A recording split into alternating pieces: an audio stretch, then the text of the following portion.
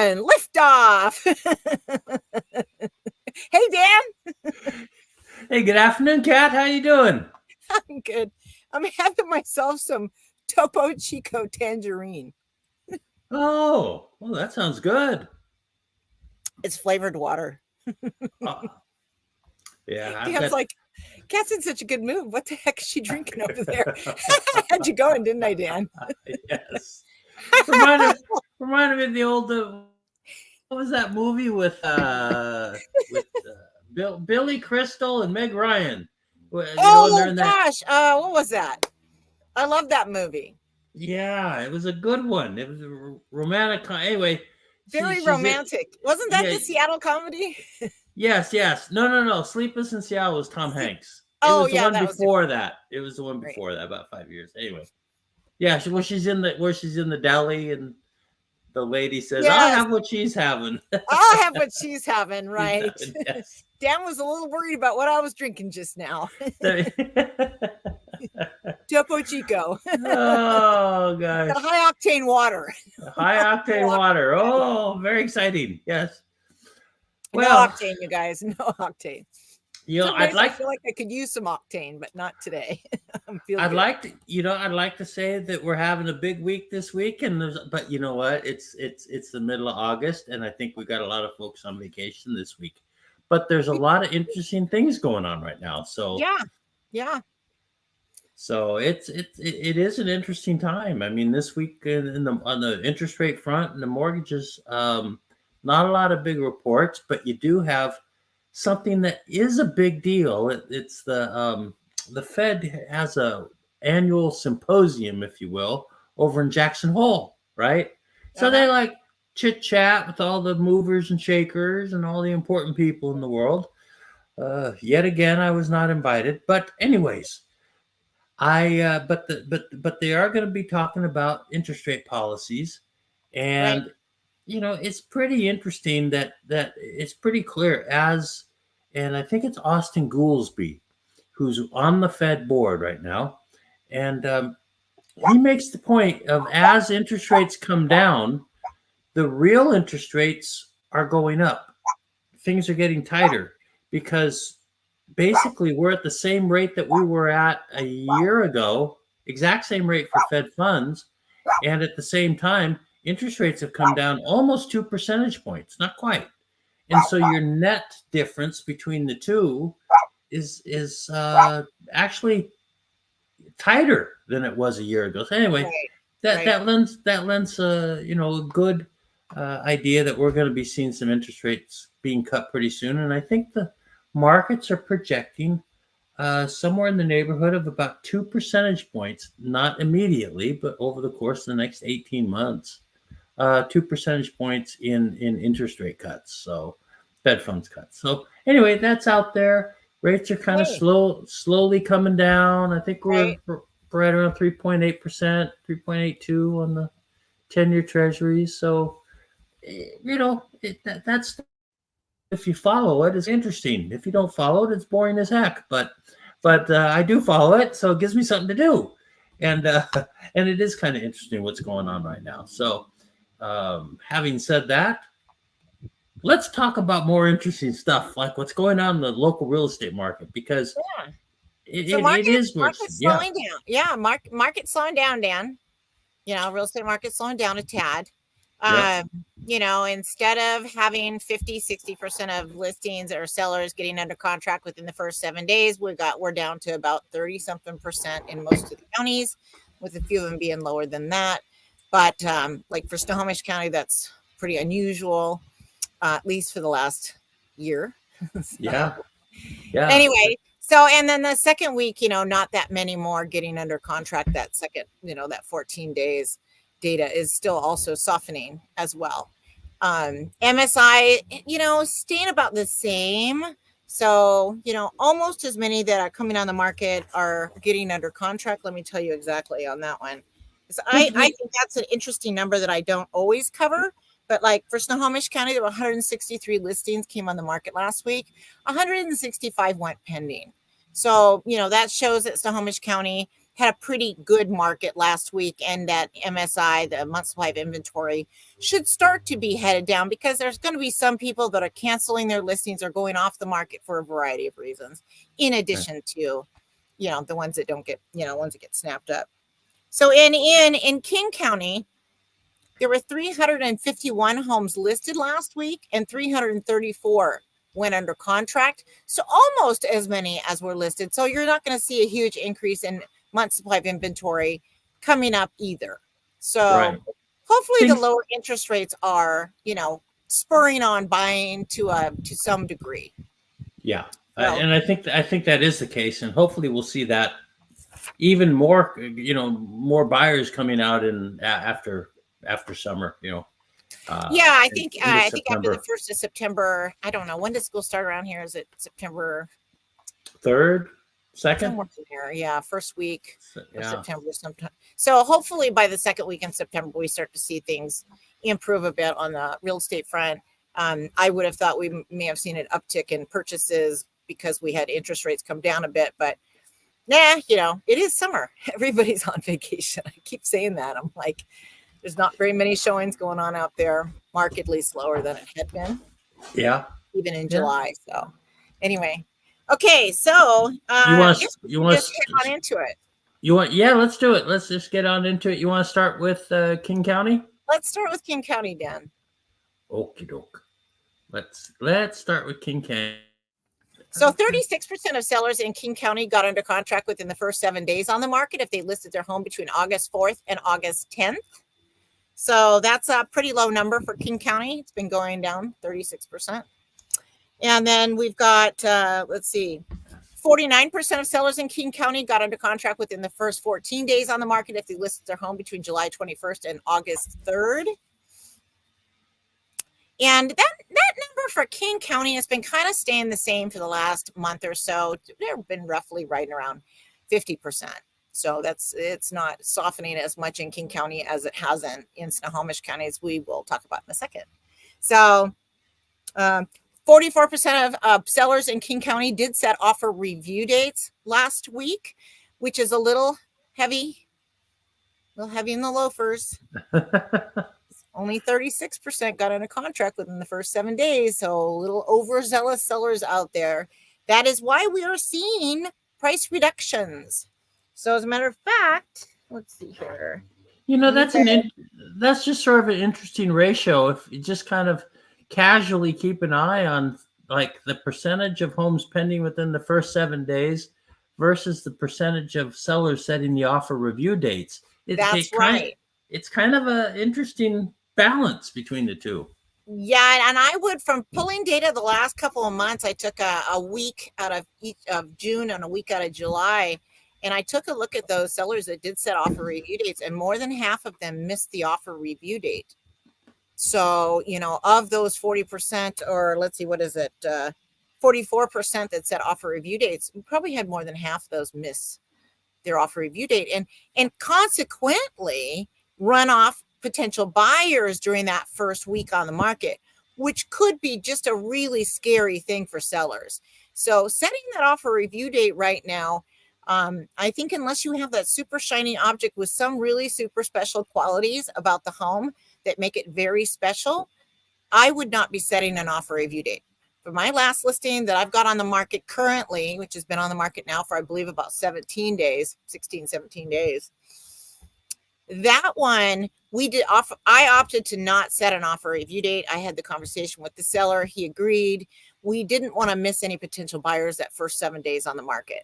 Because if you do have a buyer out there that does want to take a look at it and they're afraid of competing, they may just decide to wait and see.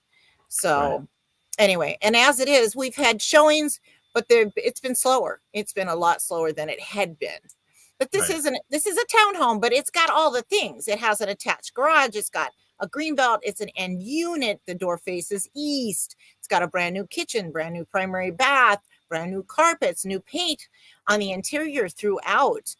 So this one has a lot of cool things. So I'm shocked it's not under contract. I have an offer. I have somebody threatening to write an offer today. I sent them over the inspection report, which is pretty clean, and haven't heard a peep. They were bugging me up yesterday and this morning for this inspection report. So anyway, Well, I'll make a prediction. I hope I'm correct. I think they're going to make the offer as we're doing the live stream. Keep an eye on your phone. I think that's going to happen. I got to tell you, so I did not block messages. You know how when you go on live on TikTok, you can, block messages and I didn't do that today. So I see all the emails coming in. Well, I'm so if an offer comes in, I won't miss it. I'm crossing my fingers for you. So there you go. You guys will be the first to know. Well, one thing this reminds me of though is being the shiny object you mentioned. I mean, which means really preparing your home to be sold. Making a big deal, and you've got and we can come back to it. We don't have to talk about it right now, but we can come back to it. But you've got a listing in Auburn that's coming up, and I don't know how much you can talk about that, but I got to tell you, it really involved. You were mentioning to me that the Windermere Ready program, which I think is more valuable. It's more valuable now when you've got 36% homes pending versus 44% of the sellers setting offer review dates. I think it's a lot more valuable now than when the home's pending in 7 days is like at 72%. You could just toss it up on the listings. It's not quite as big a deal. Maybe it doesn't quite generate as much excitement, but still, it's going to sell. Versus right now, you got that Windermere Ready program going. You could really get the house ready to go. 100%. So my clients, they have, I don't want to say too much about their personal situation, but there's an impetus for them to move to Texas. And for a family member, I'll just leave it at that. And he's already got a job there lined up, but this came about relatively suddenly. They were in their dream home for the last 6 years. It is on the Green River. I'm not going to give you guys specifics or price range or anything because I don't want to get in trouble for advertising a listing before it's on the market. But I will say it is on the Green River. These clients do not have the money available. They, a lot of people went through a lot of tough financial times during COVID, and this couple was not immune to that. And so they just didn't have a lot of cash left over, even though they're both working, right? So when I say, and they said, so the credit is also an issue, right? And I called up my guy, Bill, at, what's it called? Anyway, it's the Windermere Ready program, Move Mortgage, right? And Bill said, oh yeah, no minimum credit score. It impacts the interest rate at which we carry the loan for them. They could borrow up to $100,000. If they only borrow up to $50,000, then we don't have to record it. So that saves about $350. But the money is available almost instantly. And in this case, they made application on Tuesday. We got an approval on that same Tuesday by 4:30. Wow. Yes. Wow. I had to do my part and fill out the property profile. My clients did their part. They uploaded their driver's licenses and filled out the very simple application. And they were almost instantly approved. So they knew by Tuesday evening that they were going to be able to have the money to move forward with the suggestions I was making on preparing the house for market, which are critical to getting it sold for a good price, right? So the improvements that they're making are going to cost them maybe $30,000. Mm-hmm. They're probably going to get an extra 80. Wow.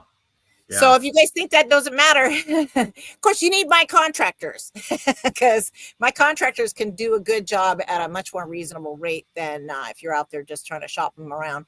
But more about this Windermere Ready program. So they're going to have money to do all the things that they need to do. So they never had the hardwood floors finished. They bought the house with new hardwood flooring that was not finished in the entire downstairs. So it never had any kind of a stain or a finish to it. So there's some water damage and some ground in dirt. So they're going to have to the whole downstairs had to be sanded. So I got bids for that situation. And there was a hardwood guy that came in at $13,500. And then I had my guy come in. I believe they're at $9,500 after they've decided they're not going to remove the baseboards. Oh, So wow. big difference, $4,000 difference there using my guy as opposed to another contractor. But so also they needed to replace carpets upstairs. I think the carpets were probably original, or if not original, 20 years old. So they're getting those done for a very reasonable price, under 4,000, and they're just using my carpet guy for that. We didn't get a competing bid. They need landscaping terribly. So the backyard's been really chewed up by their dogs, and they also had to remove the patios because they're all cattywampus. The ground is not terribly stable there next to the river. The house foundation's already been stabilized 6 years ago, but we had them jackhammer out the patio, and we had a deck installed.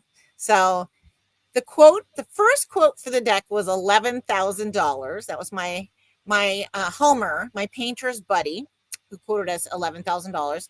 And then I talked to you, and you said one of our mutual clients' friends, Skylar, who we got into a house earlier this year, had a buddy that builds decks because Skylar used to build them with him. And so they gave me this guy's contact information, Kevin McNamara, or McNamara. I don't know how you say it for sure. No, that's Kevin correct. McNamara. Yes, that's right. McNamara. Okay. Yeah. And he's got his own construction business. Anyway, called him up. He said he'd be happy to give me a quote. I said, well, how about off the cuff, 10 by 20 foot deck, 15 inches off the ground, no railings. And he's like, 4150 pre-stained. I was like, oh, as opposed to the $11,000 bid that I got from Homer's buddy. Yeah, all day long. So he went out and he met with the sellers, and the seller had him build a section of fence as well. So again, utilizing your real estate brokers, contractors, it's a value in of itself. I know you guys don't like to have to pay compensation to listing agents and buyer brokers, but we have value, monetary value, besides the fact that we know what we're doing when it comes to getting your house sold. So the contractor connection can be everything. One, I can fit you in, I can get them in our schedule. So it's tough to get on a contractor schedule unless you are a referral. Right. From someone that they've been working with, that they know the job is going to happen, and they can count on you to make sure they get paid. And so that's my role. So anyway, go ahead. Oh, I was just going to say, if you look at the entirety of what you've done for your clients on this Auburn property, I mean, you've got them, despite, a few credit challenges, this and that, you end up getting them the money to be able to do all these projects, and you did it in 24 or less than 24 hours. So the one day, 8 hours. Yeah, same day. And so they got the money same day. They've got the contractors lined up. They're saving big money off of what the normal contracting prices would be. That's right. I mean, it just doesn't get any better than that. And I felt like they needed 2 bids for everything. So they needed an entire blowout on the interior, right? The trim looks pretty good in the doors. So I just wanted to see the walls and the ceilings. They have a light lavender in there now, and I don't think that's the best color. Plus it's very worn and dirty, and it needs repainting. So I'm going to have the ceilings and the walls blown out. And I got 2 bids. I got one for $5,200 without closets. And I got another bid from another one of my guys, Jose. And he came in at just over $7,000. So these are 2 of my guys. They came in very close. Jose was offering, I think, to repair the sheetrock, and Homer was not. We had to get a sheetrock guy for another $800. So his bid is literally like $6,000, and Jose's was like $7,200. But other than that, they were pretty apples to apples. But those were 2 of my guys, so those are going to be 2 really strong bids. So of course, we went with the lower bid on that, and that's going to get started next week. The hardwood guys are in there now. Another bid that we got was for landscaping, and I don't usually shop my landscaper. He always gives my clients an amazing bid, and the work that they do is off the charts. So they're going to clear the bank of the Green River to the best that they can, and they're going to leave a few trees, right? Some of the bigger trees are going to be left, but they're going to make it where hopefully we can see the river from at least the backyard deck, if not inside the house. And they're also going to spruce up. They're going to completely replant the backyard. So we brought in dirt and topsoil, and they're going to plant, not sod, but they're going to do the hydro seeding. And then in the front yard, they're going to, do some trimming and edging, and and I'm sure I, after all this rain will be greened up in a week or two. I've got to ask a quick question. Sure. Did you happen to take some before pictures? Oh, I got before pictures, baby. Well, this is going to be great because you got the before pictures. You're going to have the after I pictures. got a before video. Yeah.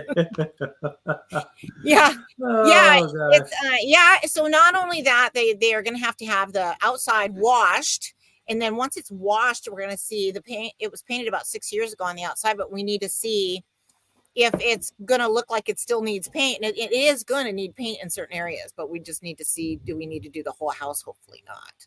Hopefully we Right. could just do the south side and the west side, or a couple boards here and there, and then one side.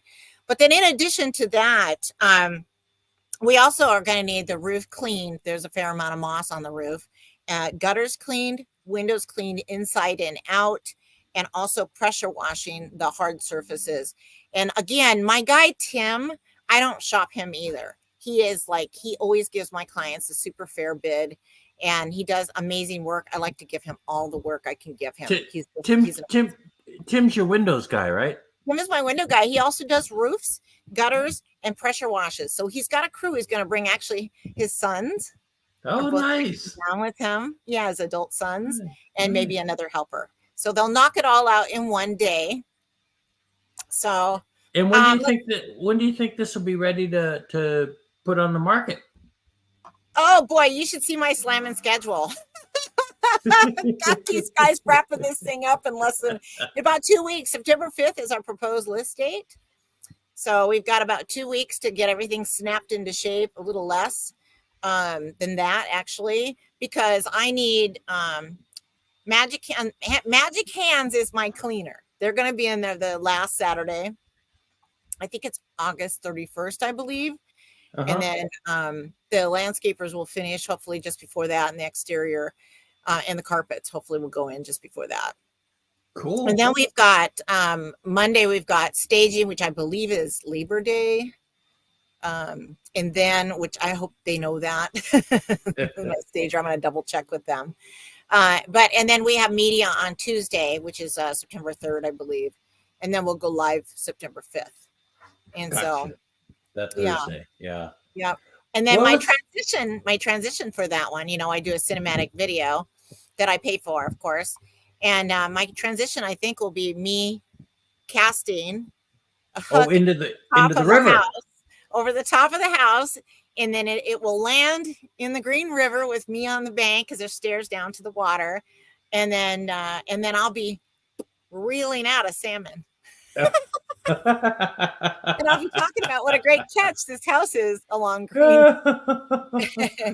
the Green River. So anyway, so that should be fun. But I'm bump.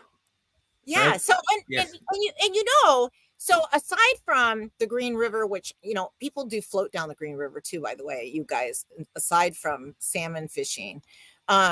But I wanted to also mention, since we're on the topic of bids and our value as listing brokers, recommending contractors and being able to get you in their schedule, I wanted to tell you guys a little bit of something about a house I had bid in. It wasn't, my clients had bid for a full interior paint without trim.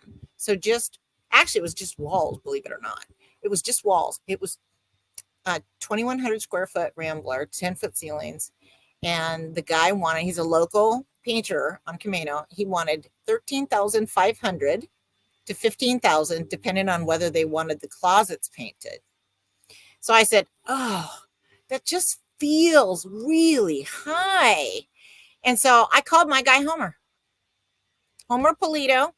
Sometimes he goes by 5-Star Painting. Not sure if he's still using that company name or not, but Homer Polito does an amazing job. Had him paint my house last year. He's painted a house for a client in Edmonds, and they were so thrilled. They could not stop raving about this guy. Multiple conversations, multiple emails about what a great job Homer did. And so I refer him all the time. So I referred him to my clients in Camino, and they had him go out there while they were on vacation last week, and $5,100.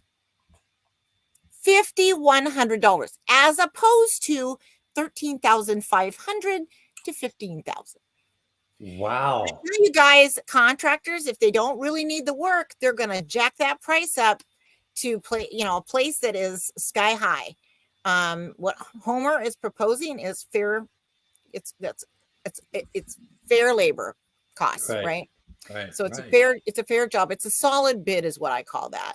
$5,100. It's, we would have been thrilled with 7,000, compared to the other bid. But I didn't tell Homer what the other bid was. And no one needs to know that some contractor came in there and over inflated the price. But I want you guys to know that there's some value to real estate brokers besides the work that we do in preparing helping you prepare your house for market and putting it on the market and doing the marketing and coaching you through the process. There's also a monetary value in getting the contractors and getting the contractors to squeeze you in their schedule. So both of those are tricky. but because we work with them so much, they're willing to, and we're a source of income for them, they're willing to do that for us. And so it makes for a very nice symbiotic relationship. No, there are no kickbacks. No one sends me gift baskets. No one sends me gift cards. I use them because they do a good job. And that's truth. So, yep. That's good to know. So I just think it's interesting, right? I mean, I think what I do for a living is really a valuable reason. I feel like I'm a valuable resource just for marketing your home and getting it on the market. But then, the added value is helping you prepare it for market, providing you with a contractor box to allow those contractors access, putting together a plan, potentially really, essentially working as a general. So I make the big schedule out. In this case, it's a 3-week schedule. And I wish I had it handy for you guys. I'd show it to you. It's actually really handy dandy. I got it from a former client of mine who has, he does high-end construction, and he put together a schedule for a listing that I did for him. And I was like, hey, can you send me that? I think I could use it because I got like 10 contractors, you guys, going on. So it's a lot. A lot of projects going on in Auburn, and they're all happening very quickly and very succinctly. And, so it should go like clockwork. The deck is done. Oh, wow. That's fast. It's done. Started yesterday, finished today. It looks amazing. Again, $4,150 start to finish. Can't complain about that number. No, not at all. Yeah. So Dan, thank you for that referral. Yeah. Through our common client, Skylar, we appreciate that. Kevin McNamara with good guy to know for deck building and fence building. So yes, he's very good. So should we move on to Snohomish? Should we go to Snohomish? I know I diverged.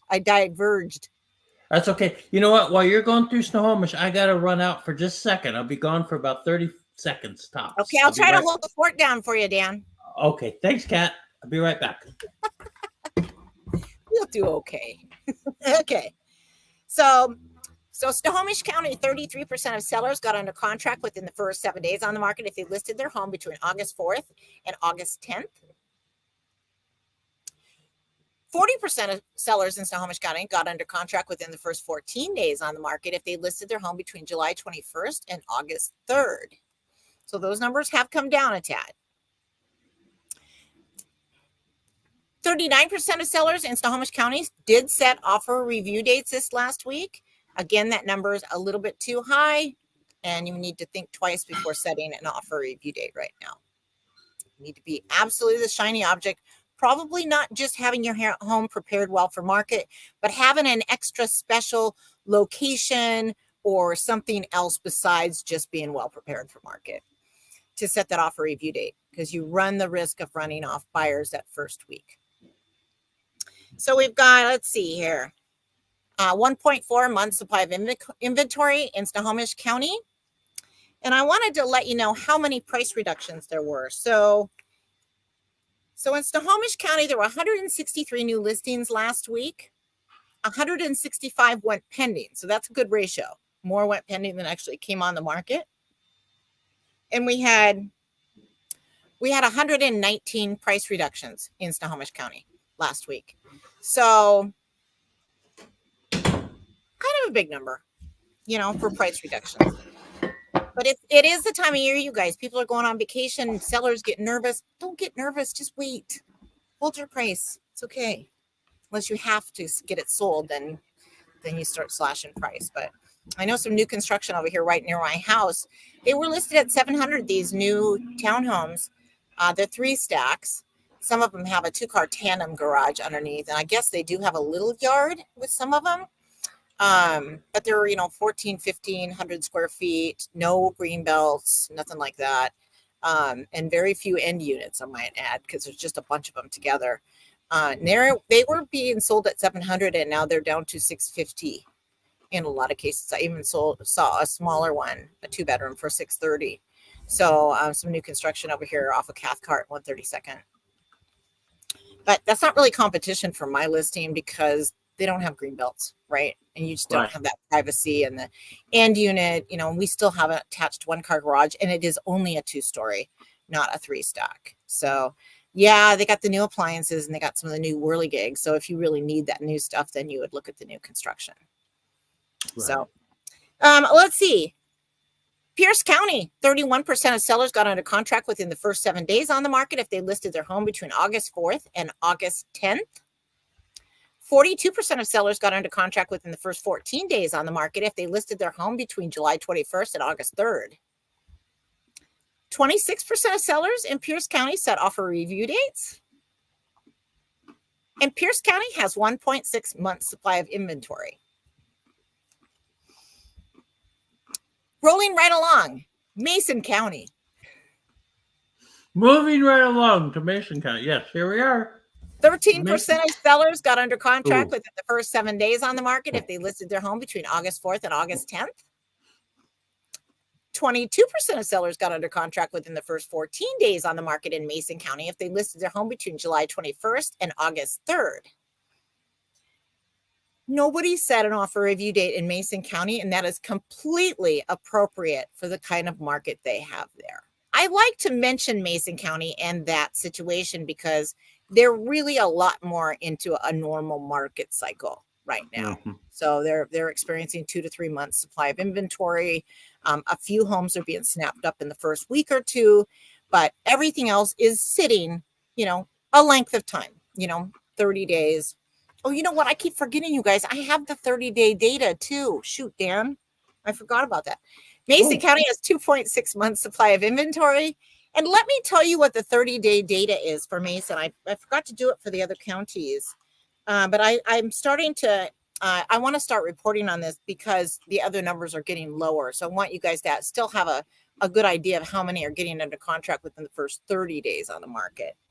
So for Mason County, 57% of sellers are getting under contract, and that would be if they listed their house approximately, what would be June 15th to July 15th, right? Because now we're August, and the data necessarily has to be 30 to 60 days ago. So that would be June, July data.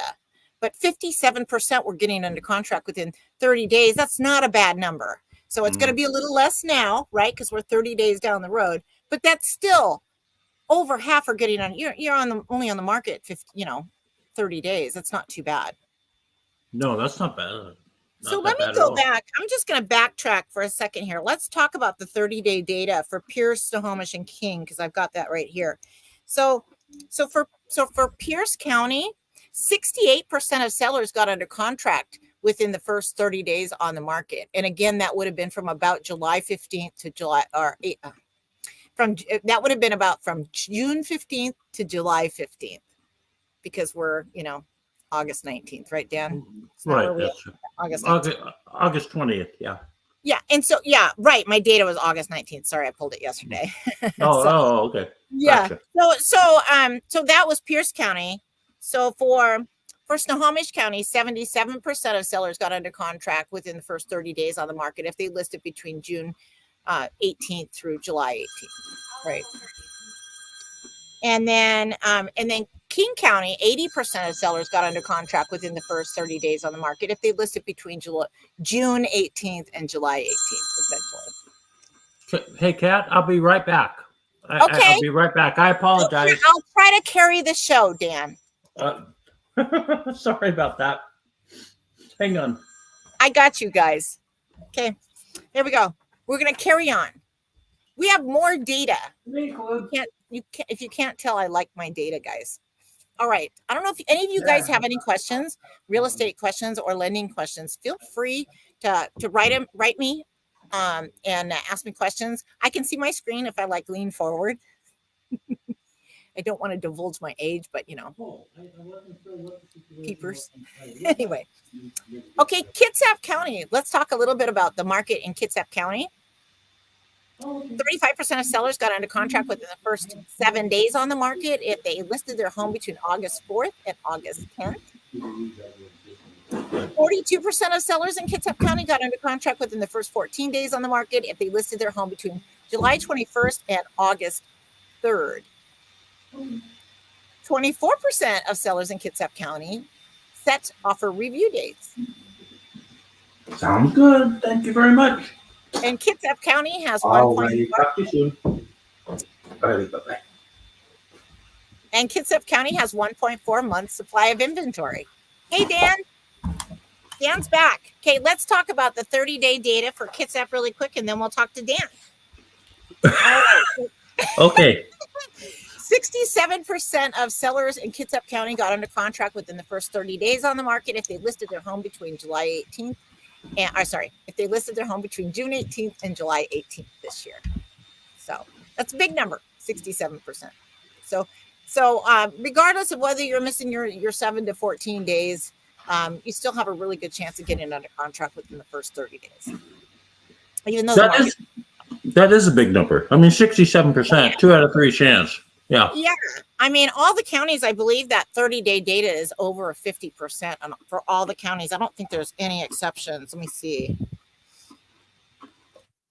Let's see. Yeah, they're all 57% is the lowest, and that's Mason. So everybody, at least half the sellers are getting under contract in all the counties within 30 days. So pretty good numbers. All right. What else? Oh, let's see. What else were we going to talk about? Oh, I wanted to. Did you talk about Skagit yet? I did. I did talk about Skagit. Oh, we talked about Skagit when you were on your hiatus. I gotcha. Okay. Well then, you know who called? Sorry. Skylar? No, it was my processor. My processor collude.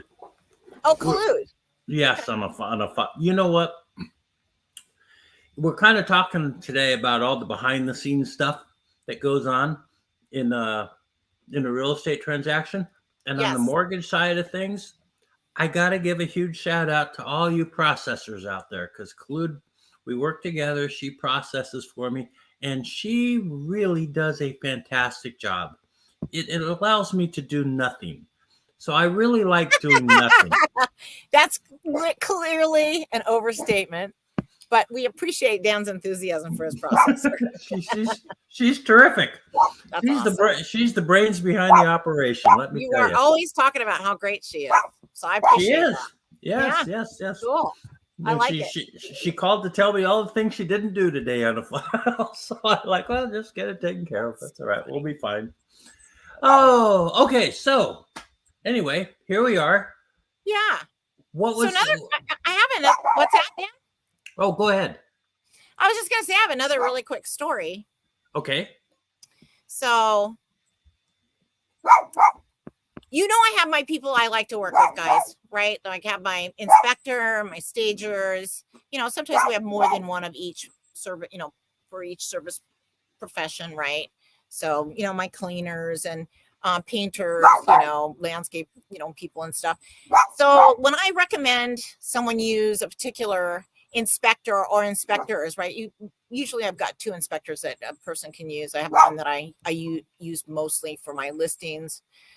He's been in the business for more than 20 years. He has a good overview of how homes are built, since he worked in the construction industry for a time before becoming an inspector. And when I was working with a recent client on a listing, I recommended that they use this gentleman, and his fee was going to be $525. And this particular home did not have a basement. And so my client's contention was he doesn't have to go in the crawl space. I would like a reduced price. And I think, inspections as well as like other types of the industry, sometimes you get the good job that doesn't have a crawl space and you're like, oh, good, I get to actually make my fee and not actually have to go in a nasty crawl space. That's amazing. But I'm not going to give you a discount for that, right? Because you still have to do other things related to the home, right? And the foundation and stuff. So he doesn't give discounts for that sort of thing. And I don't blame him. That's his fee. So, my client said, hey, since they don't have to go in the crawl space, I would like to pay X amount of dollars. So he gave me a low number that he said, I want you to go find an inspector that will work for that amount of money. And I said, all right, let me see what I can do. So I called my guy. I said, who do you think will do it for this amount? So he gave me a guy and said, maybe, if the situation is right, maybe the guy can work him in his schedule. He's fairly new. And I was like, oh,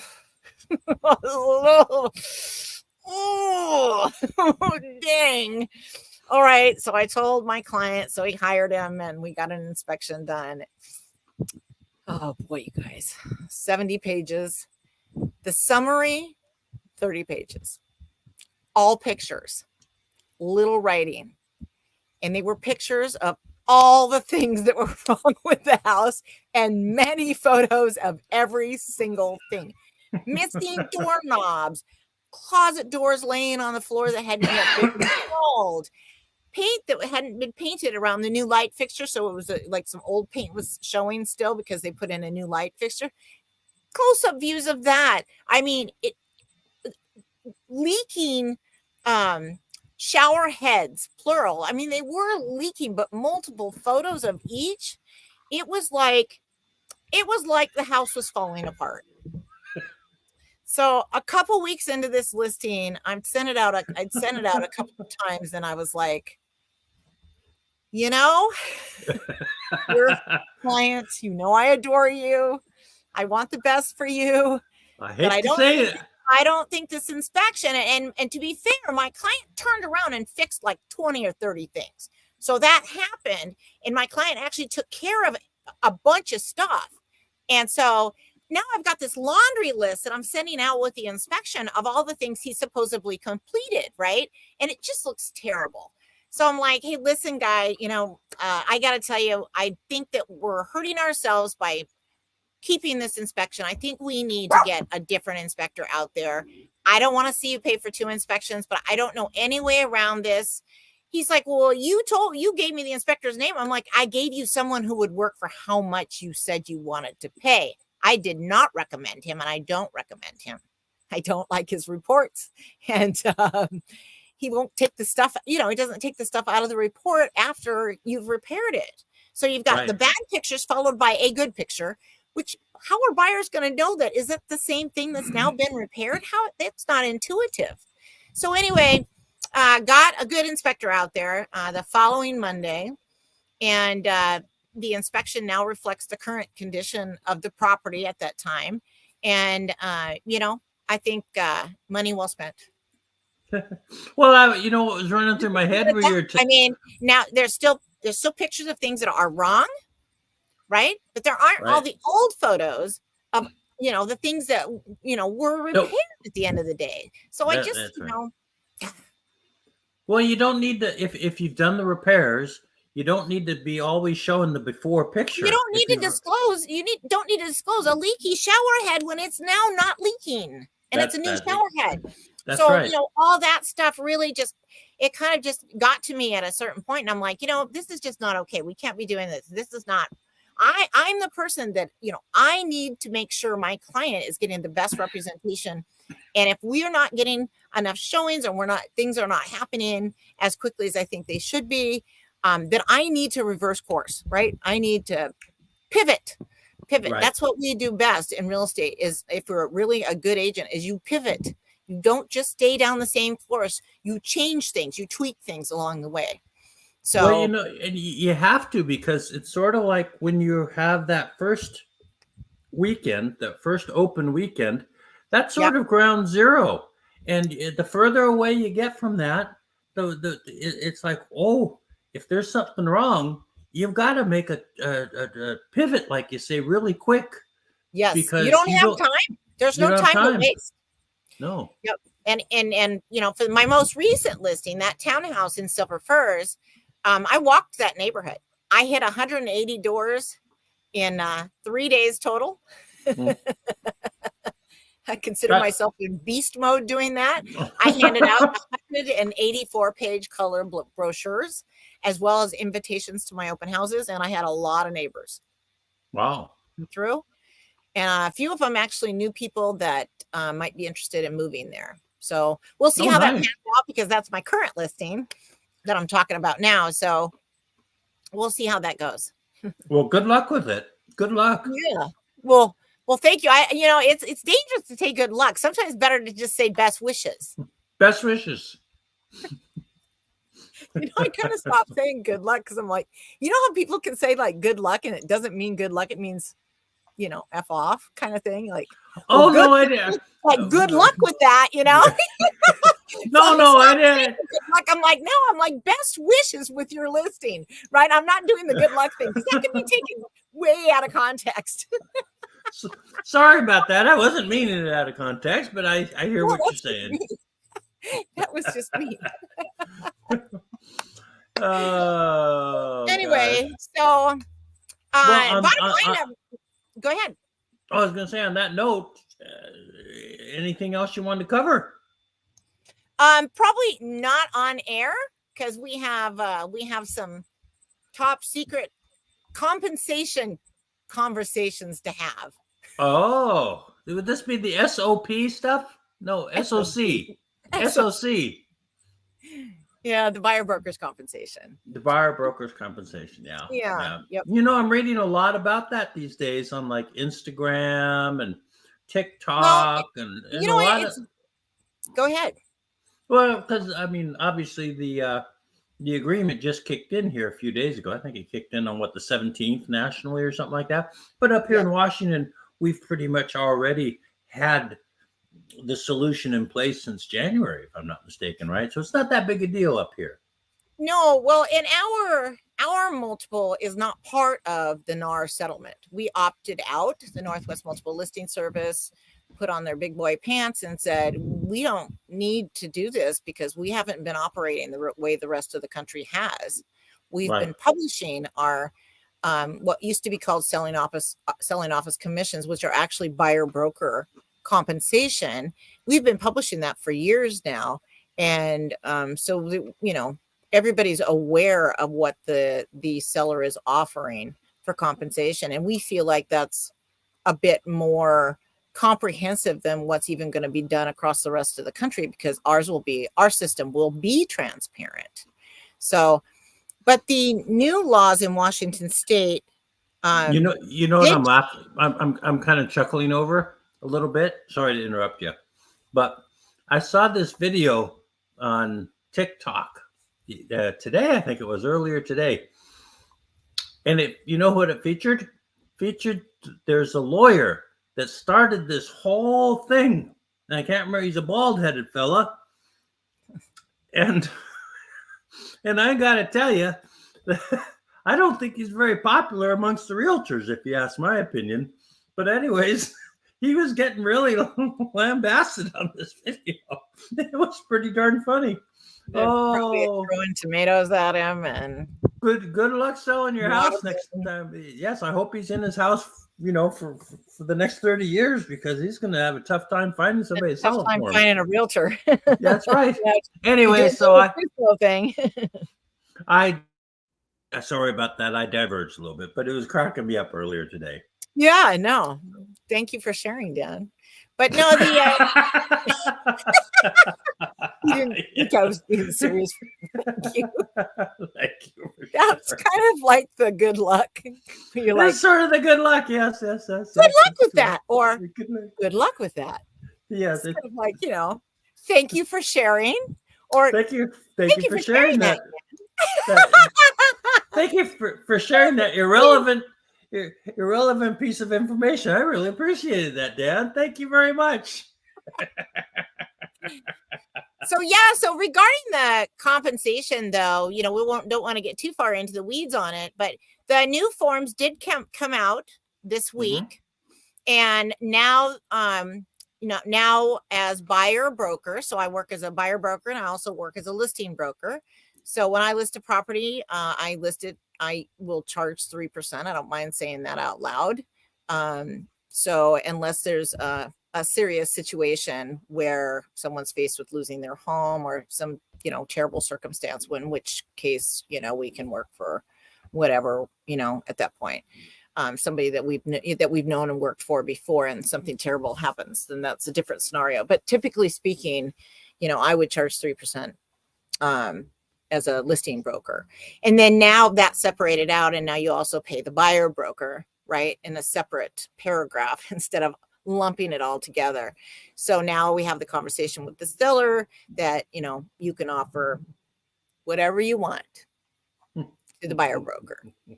So that's one conversation. And then the buyer broker services agreement, the BBSA, as we all call it now, has been changed also this last week. And so we now need to choose an amount that we work for. So just as I work for a seller for 3%, I also work for buyers for 3%. And so we need to actually mark that on the box. It's not whatever the seller is offering anymore. We actually need to pick a lane and stay in that lane. Right. So, and then we have that agreement with our buyers now. So this is different than it was a year ago, but it's not different than it was, too much different than it was earlier this year, other than now we have to pick a lane. Is we can't just say whatever the seller is offering is what we can accept for compensation. Right. So now we actually have to pick an amount. So it can be a fixed dollar amount, it could be $5,000, could be $10,000, or it can be a percentage of the purchase price. Right. And a lot of agents pick the percentage because, we've always worked with condos, and you may not make enough to hardly pay your gas when you sell a condo at times or land. And then we feel like we just kind of make that up when the properties are a little more expensive.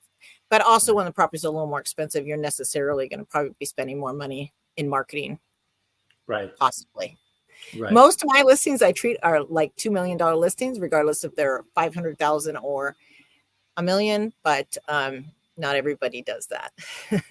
So, well, I'll tell you, your videos are awfully awesome. I mean, you get the jump cuts and you mean the cinematic videos? What I do? Yes, the cinematic videos. You're throwing the footballs over the roof.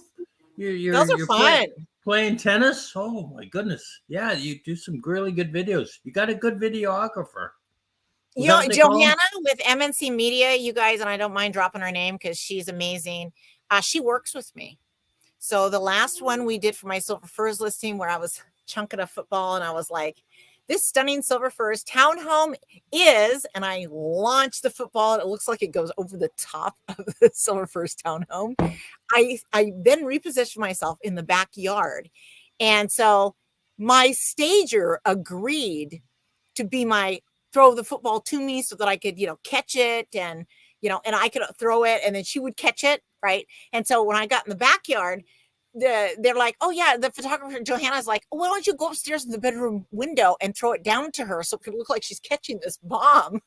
So she did that. Of course, the first one I missed. Then I got to get the football back up to her. Amanda Levesque is her name. So kind of doing the underhanded, throwing it straight up kind of thing. 2-3 times later, she catches it without breaking a window. And then she throws it back down and I got perfect catch. And then I go, a great catch. And then I go on with talking about the house holding the football. And that was really fun. It took us an hour and a half. And I was hot. Cool. I had a black jacket on. It was like 80 degrees out. A black suit jacket. But it was really fun. And I never get my lines memorized. I got them all printed out in large print, and so I usually do about 6 sections, 6 sentences. Well, oftentimes she'll have me at the very end. I'll just do read through them as though they might be used for a voiceover. So they're a little smoother than if I'm standing there in front of the camera and I get nervous. So then she can cut me out of some of the shots and just use my voiceover, which seems to work really, really good. So so that's kind of fun. That's a new thing we've been doing. Also, we've stopped using a microphone. We realized that my voice is boombastic. It carries quite nicely. as you might imagine. So we don't need a microphone with me. So, Well, that's but good to know. yeah. Yes, So anyway, well, yeah. that's So good. that's about all I got, Dan. But yeah, thanks for mentioning my videos. Those are a lot of fun. And if you guys are interested in subscribing to Stats by Cat to get my weekly updates on the local counties, feel free to shoot me an email or drop me a DM and just say, hey, Stats by Cat, sign me up. So be happy to get you on my email list. I send them out once a week. Cool. Yeah. Cool. Thanks. Well, I guess that does it. That does it. Another This one in the books. concludes. What's that? This concludes our This is another one for the books, guys. another one in the books. That's right. And well, I'll tell you what. On that note, I will hit the end stream button. Okay, I'm gonna